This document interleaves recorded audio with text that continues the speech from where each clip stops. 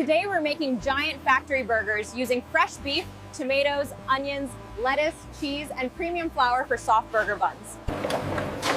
We grind fresh beef using industrial meat grinders to create juicy burger patties.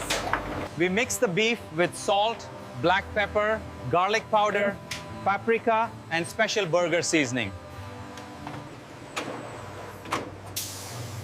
This machine shapes the beef into perfect burger patties ready for cooking. We cook the patties on industrial grills to give them a smoky, juicy flavor. We use flour, yeast, sugar, butter, milk, eggs, and water to make soft burger buns. The buns are baked until golden brown and soft. We wash and slice fresh lettuce, tomatoes, and onions for every burger. Now the burgers are assembled with cheese, vegetables, sauce, and freshly cooked patties. We add ketchup, mayonnaise, and mustard to complete the burger flavor.